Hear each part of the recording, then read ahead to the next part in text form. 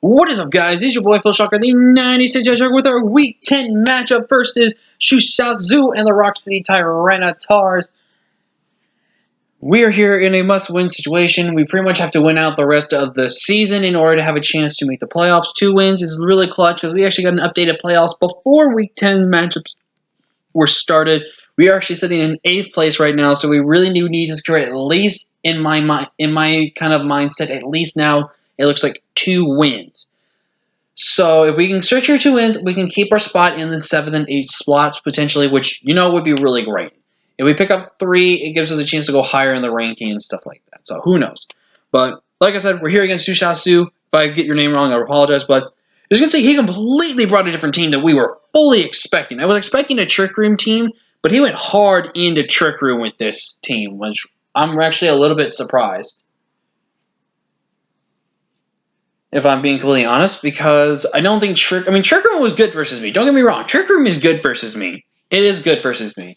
But I was not expecting full Trick Room. Like, full Trick Room kind of gives me a speed advantage then over an entirety of his team.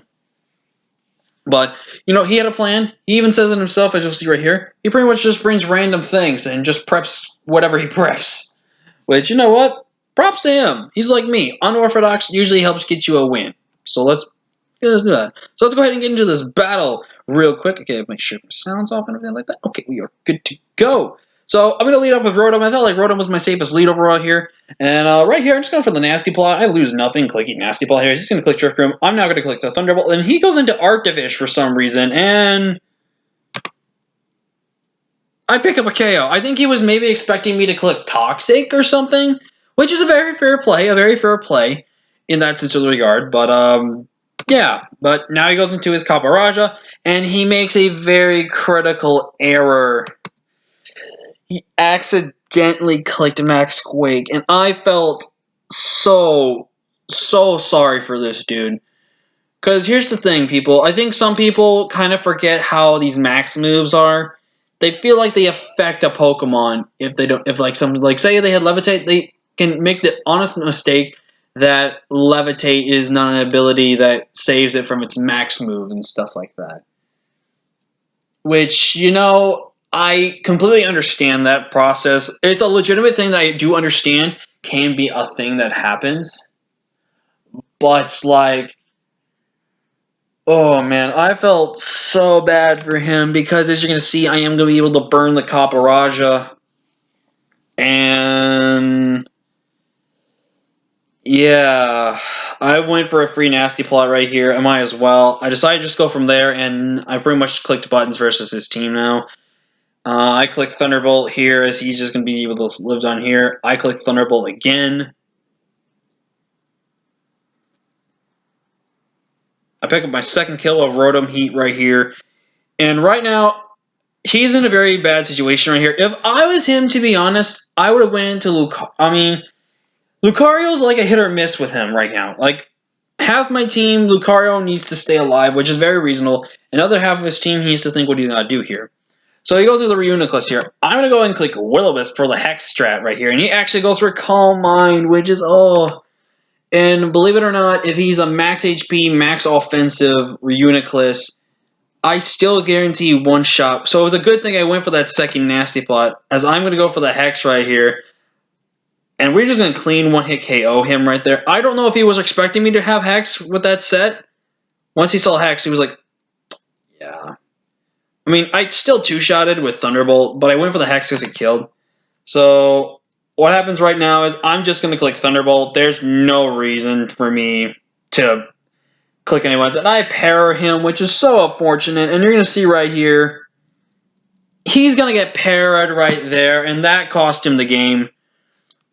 I mean, it partially cost him the game, but it also didn't at the same time, which, it's unfortunate. It really is unfortunate, and I feel so bad for this guy. He's just going to go into the Corsola here, and I'm the Calm Nature set, which means my attack is actually lowered. I'm locked into Hex now, essentially. And we still pick up the KO here. And he goes into his Lucario. His Lucario at maximum does is at least 80 I think it was like 80% or something like that. So at this point, the game's over. If he goes for close combat, which he sadly has to, He puts him at -1, which puts him just in range of that. And oh my god, I feel so bad for this guy, dude. Like, I felt bad for him because I think he made just one mistake that cost him and kind of threw him off of his game plan. But also, he might have overthought a move or two. Like the one with the Rotom, he clicked probably going for Toxic or something like that. He probably overthought right there. I'm really happy I clicked Nasty Plot as he clicked that, and I was going to click Thunderbolt. I was going 100% clicking Thunderbolt no matter what he was going to do versus me. If he just went raw into Lucario, I probably would have been a little bit scared. If I'm going to be honest, because even if he was burned, he probably still had a chance to kill me. And then what he can do now is just go into something else that can take the hit, revenges my Rotom, which I'm basically going to sack off, and go from there. But from there, I think we still would have won this game by the looks of it. But we pick up a very commanding 6-0 win over the Rock City Tyrannotars. And don't get me wrong, guys, their team was scary. But the fact he did not have Duraludon, Rhyperior, like some of the things we had to get, like Rotom was not supposed to be doing what it did, but it did, and I don't know why. I mean, defensive Rotom with no special attack investment did this work. I'm not joking, guys. If you don't check out the team builder, which you should probably go have to, because we need to know exactly what we brought, right? I have no investment in my Rotom. All I have is in defense, Spadef, and I think a little bit of speed, and my max HP. That's it. That's all I have for investment on my Rotom. And they just went into town.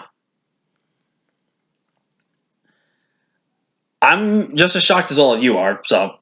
But really sorry to you, Shizazu. I'm really sorry for the bad luck and that really one misclick there, dude. Trust me, dude. I would have felt the same. I would have thought the same thing with the max moves. I truly would have. I mean, the fact that I could slip the mind of that factor, though, is a thing that happened. So, again, dude, I'm really sorry that happened to you. I wasn't trying to play for the 6-0. I hate 6-0ing people.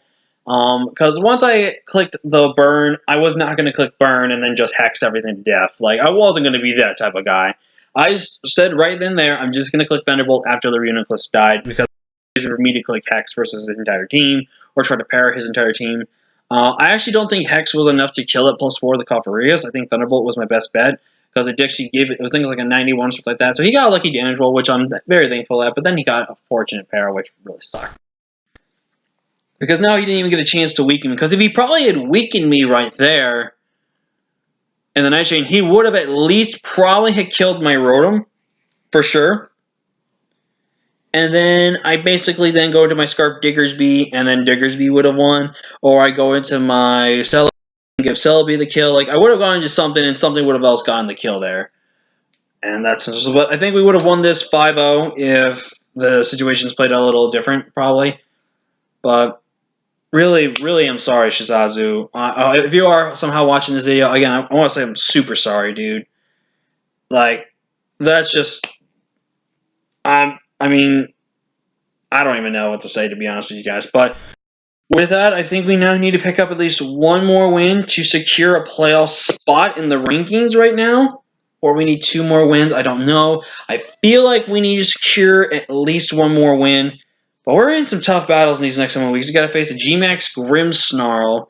And I think a G-Max Hatterene Charizard or whatever the most frightening G-Max is out there. We face Blaze, who's actually in WWC. We don't actually get to face him. We get a chance to face him here. And we face Ice in his Ice Ninjas and stuff like that. So, really looking forward to these next couple of battles. It's going to be very tough for us. Again, I think if we just pick up one of the 2, I think we will secure the 7th or 8th seed.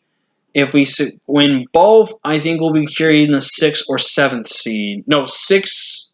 I guess regardless, I think we're still going. But if we lose both of these games, I think we're out of playoffs. So I think, legitimately need to win at least one to secure 8th place. Because it's, I believe, a top 8. It's top 8. And, wait, no. Am I doing this wrong? It's top 6, actually? No, it's top 6. I'm stupid. It's top 6. We are currently now in 8th place, so I think we do have to win both of those games to have a chance. I'm getting myself confused on here, but I'm going to stop rambling. I'm going to stop talking. I want to enjoy the rest of my day. Hope you guys do too. Until next time, I'm Phil Shuck, and I'll see you all in the next video or battle. Till next time, guys. Peace.